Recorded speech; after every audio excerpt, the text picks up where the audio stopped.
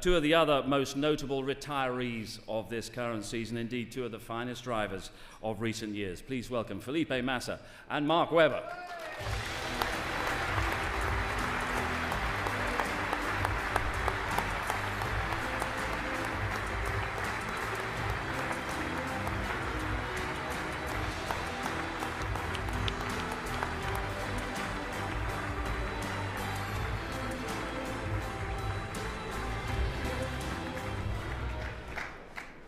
We've got nothing for you at the moment.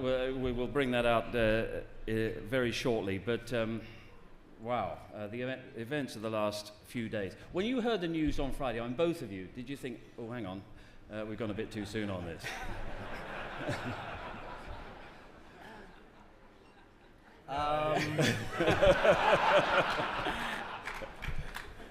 I definitely didn't think I've gone too soon, mate. So, yeah. No, I'm stoked for Nico. I mean, he did an incredible job. Obviously, you can see a changed man even in 3 or 4 days, how relaxed he is. And, yeah, he did a great job this year. And I definitely don't feel, mate. I've put on 6 kilos, mate, since I stopped in F1, mate. So I've got no bloody... You can see I was a man of average height, obviously, in F1. It was difficult for me at the best of times. So, you know, the old mud bench now is in trouble. So, if Felipe wants to replace Nico, no worries. Felipe, we saw the emotions that are involved in making the decision to retire, and they affect people in different ways. Brazil was something special, wasn't it? Well, I think, first of all, it's a big pleasure to be here, because I remember in 2002, I got a trophy here, and this is like a dream for all the kids, for all the drivers, you know, to receive something like a motivation. And so I really started, you know, dreaming to be a Formula 1 driver, and then after 15 years is the right time. So I never expect to feel that emotion, you know, from for sure the fans in Brazil, place that I really grew up, but also from everybody that I work with, everybody I even didn't work, you know, it was there. So it was just an amazing feeling, and it shows definitely that it's a difficult world.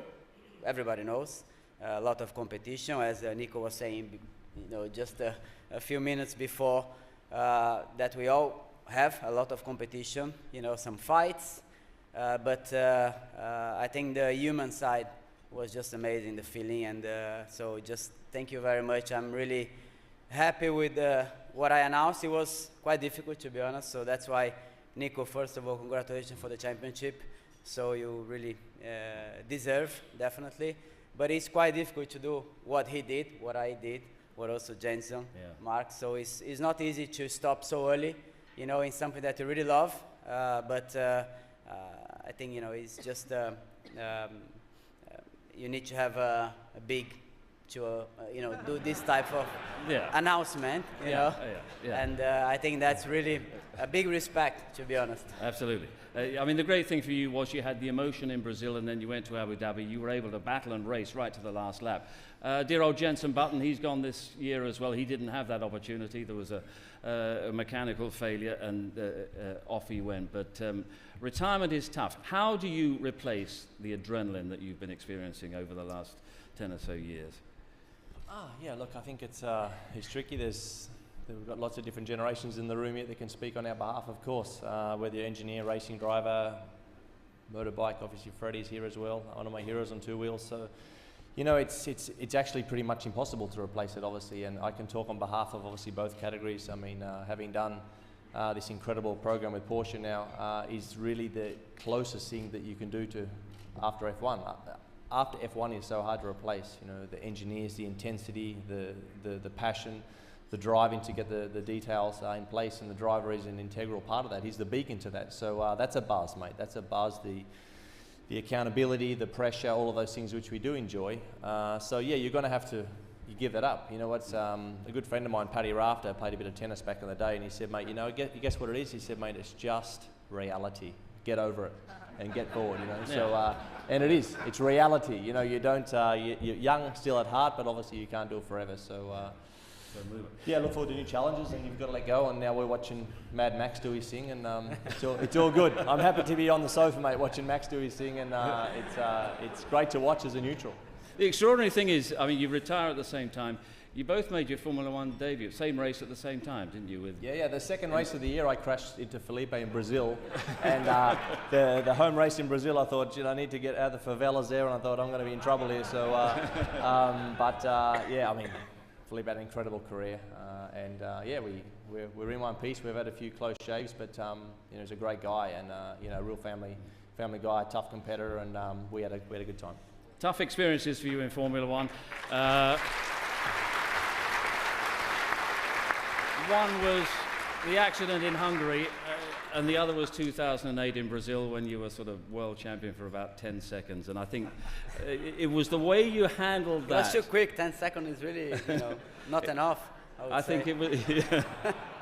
It was the way that you handled that, and all the emotions that must have been swirling around that earned you the respect of so many people. Yeah, I got really, really close. Definitely, it was an amazing season. We tried until the last moment. For sure, we had some problems during the season on that time.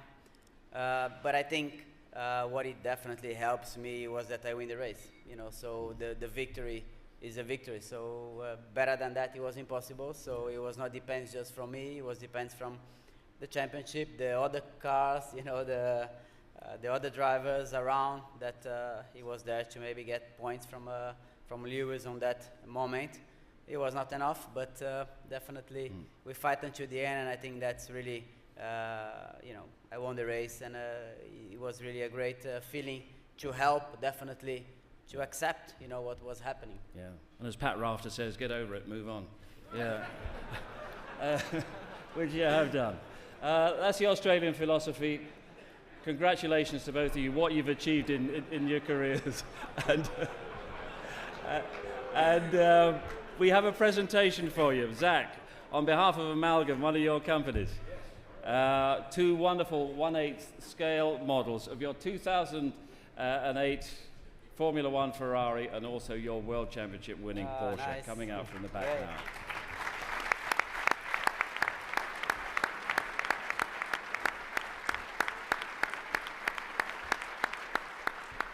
And your applause, Mark Webber, Felipe Massa, two of the best drivers, two of the finest personalities to have graced the sport in recent years. Mark Webber, Felipe Massa.